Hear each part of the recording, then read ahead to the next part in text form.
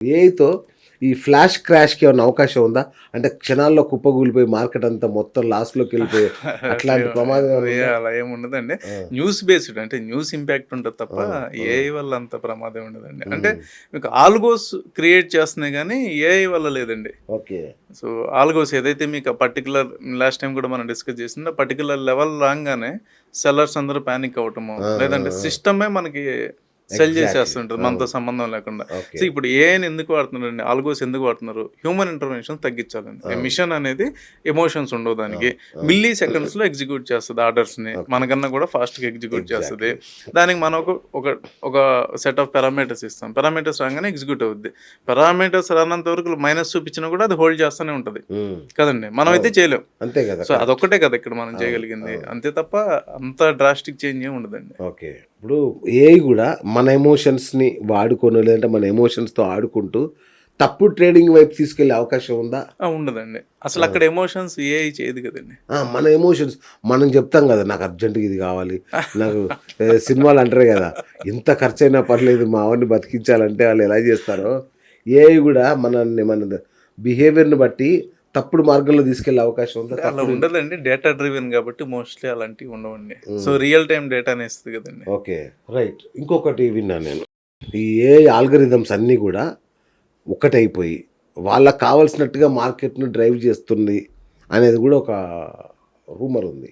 అలా జరిగే ఛాన్స్ ఉందా? అంటే ఏ విధంగా అండి డ్రైవ్ అంటే? అంటే వాళ్ళకి కావాల్సినట్టుగా. వాళ్ళకి కావాల్సి ఏ స్టాక్‌ని పెంచాలి, ఏ స్టాక్‌ని జస్ట్ మీకు ఇంకా ఈజీగా చెప్పాలంటే వాడు దావూద్ అతని పేరేం పేరు? మన గతంలో ఆహ్, స్టాక్ మార్కెట్‌ని ఒక ఆట ఆడుకున్నాడు చూడండి. హ్మ్. సినిమా గూడా వచ్చింది అతని అవును. మీద. అవునండి. ఎవరతను మన స్కామ్ 99. స్కామ్. ఆ! హ్మ్. యెస్. హ్మ్. సో, అప్పుడు అలా అప్పుడు సినారియోస్ వేరండి. ఇప్పుడు వేరండి. అంటే అతను అప్పుడు డబ్బులు పెట్టి అలా చేశాడు. ఇప్పుడు ఇవి గూడా ఆల్గారిథమ్స్ అన్నీ గూడా ఒకటైపోయి మార్కెట్‌ను వాళ్ళకి కావాల్సినట్టుగా నడిపిస్తున్నాయని ఒక వాదన ఉంది. అది జరుగుతుందా? అలా అంటే జరిగే అంటే ఇది ఎప్పుడొచ్చిందంటే మొన్న రీసెంట్‌గా అది మన ఒక సెబీ ఒక ఇది ఇష్యూ అయింది కదండీ ట్రేడింగ్‌ది. అవును. సో, అవును. అంటే అవును. వాళ్ళేం చేశారంటే క్యాపిటల్ డిప్లాయ్ చేశారండి. ఓకే. క్యాపిటల్ డిప్లాయ్ చేయటం వల్ల వచ్చినటువంటి స్పైకులు తప్ప ఆ! ఏఐ వల్ల వచ్చింది కాదండి అది. ఓకే. సో, ఏఐతో అంత పెద్ద ప్రమాదం అయితే ఉండదండి. ఉండదా? మార్కెట్స్‌కంత ఓకే. సో, ఇప్పుడు మేమంతా ఏఐ బేస్డ్ వాడుతున్నాం అని చాలా యాప్స్ గాని, గురువులు గాని హ్మ్. చెప్పేస్తున్నారు. మేమంతా ఏఐ బేస్డ్ ఇక మీరు 2 ఇన్వెస్ట్ చేయండి.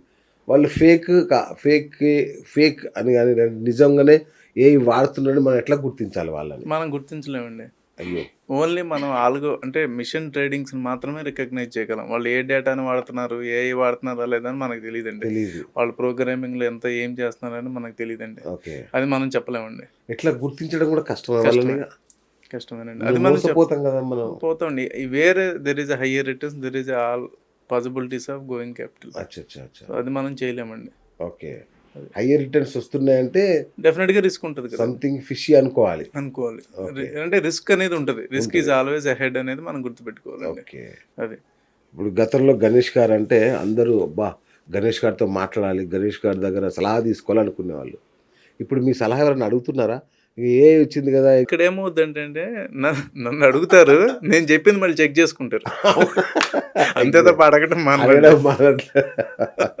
ఎందుకంటే అన్నీ ఏఐ చెప్పేస్తుంది గదా! చెప్పేస్తుంది. ఆ! ఇప్పుడు వాళ్ళకి మ్యాచ్ అవ్వాలి. నేను చెప్పింది ఏఐ చెప్పింది మ్యాచ్ అయితే నేను పర్ఫెక్ట్. అచ్చా! ఓకే. ఇప్పుడు మిమ్మల్ని టెస్ట్ చేస్తున్నారు ఇప్పుడు అంతే ఏఐతో. డెఫినిట్‌గా ఓహ్ కదండీ. గాడ్! ఇప్పుడు మీరు సొంతంగా ట్రేడ్ చేస్తున్నారు గదా!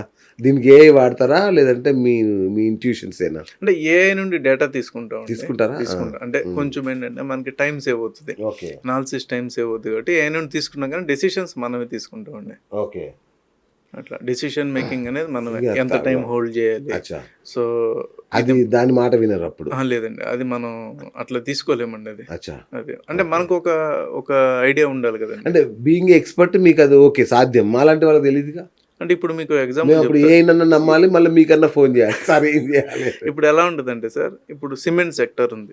రైట్. సిమెంట్ సెక్టార్ అనేది ఎంత గ్రోత్ రేట్‌తో మనకి నడుస్తుంది. ఓకే. ఇది మనం ఏఐని అడుగుతాం. అవును. కొంత డేటా ఇస్తది. అవును. సో, ఒక 30, 40 కంపెనీలున్నాయి. సో, సిమెంట్ సెక్టార్ అనేది ఒక 4% గ్రోత్ రేటే నడుస్తుందనుకోండి. మేబీ వేరియస్ ఫ్యాక్టర్స్ ఉంటాయి దానికి. రియల్ హ్మ్. ఎస్టేట్ లింక్ అయ్యి ఉంటది. అదర్ అవును. పారామీటర్స్ అవును. ఉంటాయి. అవును. ఓకే. ఇక్కడ మనమేం ఆపర్చునిటీ డెసిషన్ మేకింగ్ ఏముంటుందంటే సరే ఈ సిమెంట్ సెక్టర్ లేదు, కానీ సిమెంట్ సెక్టర్ ప్రొడక్షన్ అయితే జరుగుతుంది కదా. సో జరుగుతున్నప్పుడు వీళ్ళకి ఎక్విప్మెంట్స్ అయితే కావాలి కదా. సో ఈ ఎక్విప్మెంట్ సప్లై చేసే కంపెనీస్ ఎన్ని ఉన్నాయి, ఓకే సో అవి తక్కువే ఉంటాయి. అంతే కదా. సో అవి ఏ గ్రోత్ రేట్తో ప్రోగ్రెస్ అవుతుంది, అవి 20% గ్రోత్ రేట్తో ప్రోగ్రెస్ అవ్వచ్చు. సో ఆపర్చునిటీ అప్పుడు మనం ఎక్కడ చూసుకుంటాం, మనం అక్కడ చూసుకోవాలి. సో ఇప్పుడు సప్లయర్స్ని కూడా మనం ట్రాక్ చేసుకోవచ్చు అండి. సో ఏఐ వల్ల ఏంటంటే అలాంటి డేటా మనకి ఈజీగా వస్తుంది. ఇప్పుడు ఫార్మా కంపెనీస్, హెల్త్ సెక్టర్ అని హోలిస్టిక్గా తీసుకుంటే అందులో మెడికల్ డివైజెస్ సెక్టర్స్ కూడా ఉంటాయి. సో ఈ డివైజెస్లో ఏవి పెర్ఫామ్ చేస్తున్నాయి, రోబోటిక్ సెక్టర్లో ఏవి పెర్ఫామ్ చేస్తున్నాయి. సో ఇలాంటివన్నీ కూడా ట్రాక్ మనకి ఈజీగా ఉంటుందండి. సో సెక్టార్ నుండి వచ్చే బై ప్రొడక్ట్స్ ఏంటి, ఆ సెక్టార్లో ఉన్నటువంటి అదర్ ఆపర్చునిటీస్ ఏంటి, ఇవి మనం ట్రాక్ చేసుకోవడం ఈజీ అండి అయితే. సో అలా మనం ఇన్వెస్ట్ చేసుకోవచ్చు అండి. ఇప్పుడు మనం ఎలా ఉంటుందంటే అండి, సపోజ్ మీకు ఇన్ఫ్రాస్ట్రక్చర్ మీద గవర్నమెంట్ 1,00,000 కోట్లు ఖర్చు పెడుతుంది. మేజర్ కంపెనీస్ ఒక 4-5 ఉంటాయి, రైట్? ఎల్ఎన్టీ కానివ్వండి, ఎన్సీసీ కానివ్వండి. ఇప్పుడు వీటికి మార్జిన్స్ ఎంత ఉన్నాయి, వీటికి అసలు ఎక్విప్మెంట్ సప్లై చేసే వాటికి మార్జిన్స్ ఎంత ఉన్నాయి, ఓకే మార్జిన్స్ కూడా చూసుకోవాలి కదండి. మరి ప్రాఫిట్స్ చూసుకుంటాం కదా. సో వీళ్ళకన్నా వాళ్ళకి ఒక్కోసారి ఎక్కువ మార్జిన్స్ ఉంటాయి. సో అక్కడ మనం ఆపర్చునిటీ అక్కడికి వెళ్ళిపోతాం, షిఫ్ట్ అయిపోతాం. అంటే అక్కడ మీకు ఏమవుతుంది, మీరు అన్నట్టు మల్టీ బ్యాగర్ అంటారు కదండి. వాడు ఏదో చిన్న కంపెనీ స్టార్ట్ చేస్తాడు, ఎన్సీసీ లాంటి కంపెనీల దగ్గర 4 కంపెనీల నుండి ఆర్డర్ వచ్చింది, వాడి గ్రోత్ ఎక్స్పోనెన్షియల్గా ఉండొచ్చు. సో మనం అలా ఐడెంటిఫై చేసుకోవాలండి. దానికి మనకి ఏ హెల్ప్ అవుతుంది, ఏమవుతుందంటే ఇలాంటి చిన్న చిన్న ఆపర్చునిటీస్ అన్నిటిని కూడా మనం గ్రాప్ చేయగలం.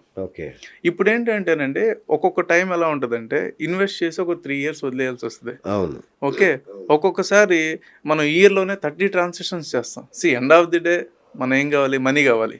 జనరేట్ చేసామా లేదా, అది ఏ మోడల్ వెళ్తున్నాం అనేది అది మన చాయిస్. మళ్ళీ సార్ ఇప్పుడు టెక్నికల్ అనాలిసిస్ బెటరా, ఏఐ అనాలిసిస్ బెటరా? టెక్నికలే బెటర్ అండి. అవునా? ఈ రోజు కూడా ఎప్పటికైనా బెటర్. ఓకే, మనం టెక్నికల్గా కొన్ని అంటే మన దాన్ని ఏమంటారు ఇండికేటర్స్ ఉంటాయి. ఇండికేటర్స్ అనేది మన యొక్క వ్యూ పాయింట్ని క్లియర్గా ఇస్తాయండి. అంటే మనం అనుకుంటున్నది ఇండికేటర్స్ కొన్ని ఉంటాయి, మనకు క్లియర్గా చెప్తుంది అంటే నిజంగా ఇది బయింగ్ ఆపర్చునిటీ కాదా. అంటే ఇప్పుడు మనం ఎలా చూస్తామంటేనండి, మంత్లీ బేస్ చూస్తారు జనరల్గా ఎనీ ట్రేడర్, జనరల్ కొంచెం ప్రొఫెషనల్స్ అందరూ కూడా మంత్లీ అసలు మార్కెట్ ఎలా మూవ్ అవుతుంది, ఇది ఫస్ట్. వీక్లీ ఎలా మూవ్ అవుతుంది, డే వచ్చేటప్పటికి ఎలా బిహేవ్ చేస్తుంది. మేబీ మంత్లో అప్ ట్రెండ్ ఉంది, 4 weeks ఉన్నాయి, మంత్ అప్ ట్రెండ్ చూపిస్తుంది మనకి. ఓకే, 4 weeks ఉన్నాయిగా, 1 week తగ్గొచ్చు, 2 weeks పెరగచ్చు, బట్ ఓవరాల్గా ఇది పైకి వెళ్తుంది. నెక్స్ట్ వీక్ నీకు వచ్చినాక, week is a combination of 5 days. మళ్ళీ డేలోకి వచ్చినాక మనకి ఒక 9:15 to 3:30 మళ్ళీ మనకి ఒక 6 hours నడుస్తుంటుంది ట్రేడింగ్. సో ఇవన్నీ కూడా ఏంటంటే మనం అంటే మనం డెఫినెట్గా టెక్నికల్లే ఫాలో అవ్వాలి. హోలిస్టిక్గా ఒక డైరెక్షన్ కోసం ఏమైనా అడగచ్చు, కానీ బట్ రెగ్యులర్గా చేసేవాళ్ళు అయితే టెక్నికల్లే ఫాలో అవ్వాలండి. ఇప్పుడు మీరు ఇప్పటిదాకా మీరు ప్రతి విషయంలో చెప్పింది ఏంటంటే మన గట్ ఫీలింగ్, మన ఇంట్యూషన్నే నమ్మాలి అని చెప్తున్నారు. అవునండి. సో ఏ ప్రశ్న అయినా అదే చెప్తున్నారు మీరు. సో అంటే ఇది ఏఐకి ఎప్పటికి రాదా, ఇంకా ఏఐని ఈ విషయంలో నమ్మడానికి లేదా? అంటే ఇప్పుడు ఏఐ ఎలా ఉంటుందో ఏఐకే తెలియదండి ఫ్యూచర్. ఇంకా మనమేం చెప్తాం, అవునా కదండి.